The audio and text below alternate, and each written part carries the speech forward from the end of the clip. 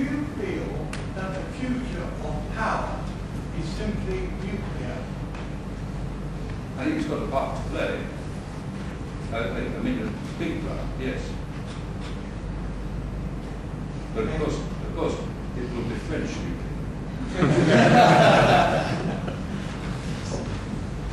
And perhaps a final question, next gentleman, yes. Sir, one question. You talk a lot about luck.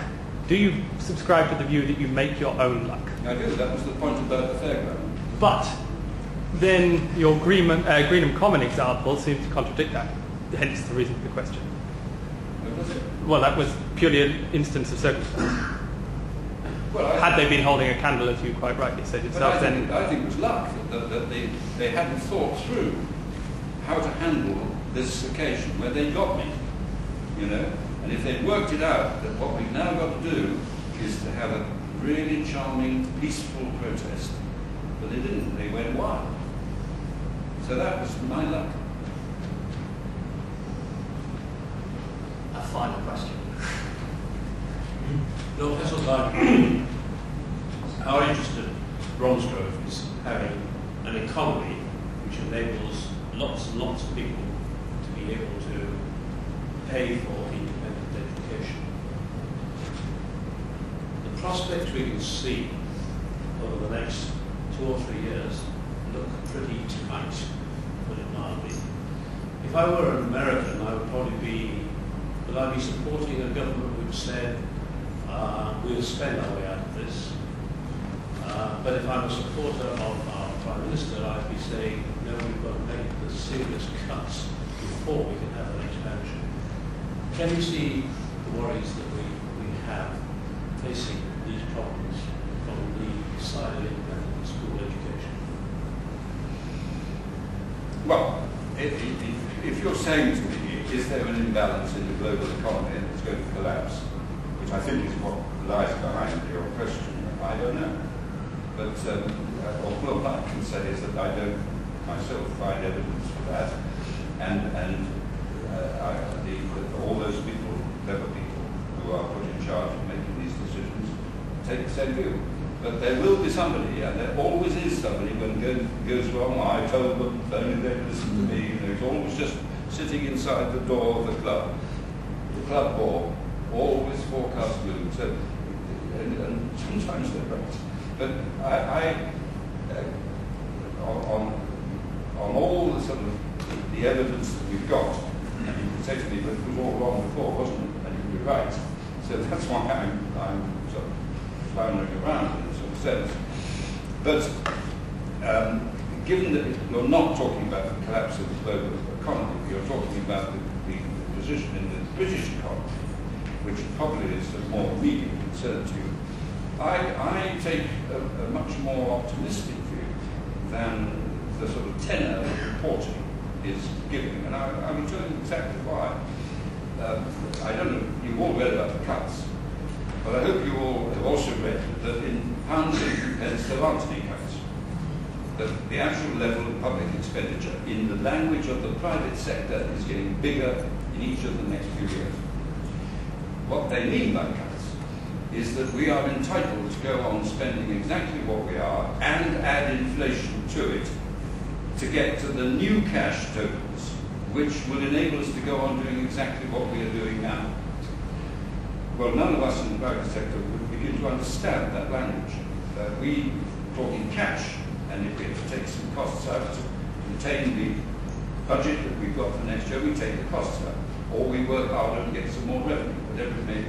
Public sector doesn't work like that. Anyway, let's just take the cuts and the forecasts. And the forecast, you hear it every day, 500,000 jobs in the public sector over the next 4 or 5 years, right? That is 100,000 jobs a year, right? There are 5 million people in the public sector. If each of them were to stay the whole of the 40 years of their working life in the public sector, 125,000 of them would retire every year. It's not pure arithmetic, nothing complicated about it. So, although there's of course there's a mismatch, you can't replace a road sweeper scientist or whatever it may be. Of course, it's what I'm saying, it's got to be thought about and qualified. But the total number of people leaving the public sector in a year is, by retirement, would be 125,000. If you add to that those who will migrate from the public to the private sector voluntarily, and God knows how many there are, you get a much bigger figure. So the cuts are not anything quite like what they sound when you say, oh, all that.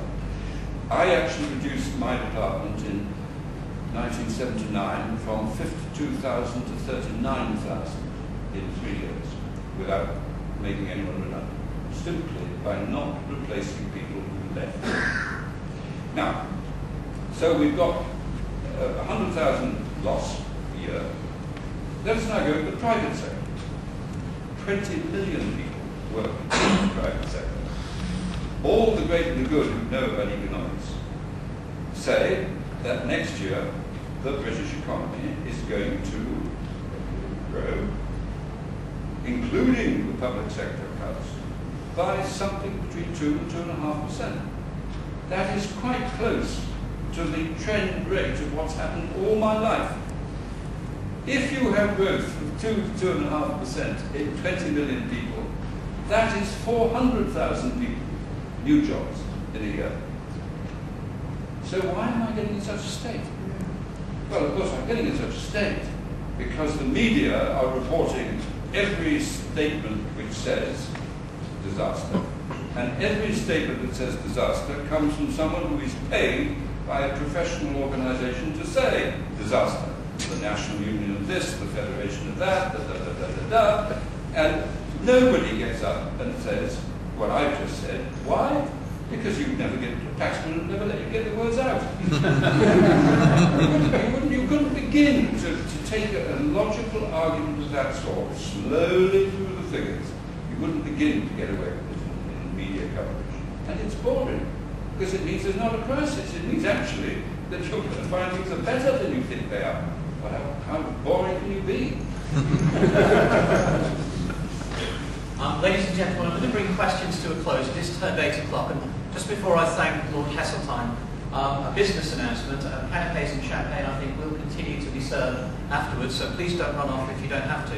And a huge thank you to Megan Griffiths and Louisa Wyatt, who made this wonderful evening possible. Thank you both very much.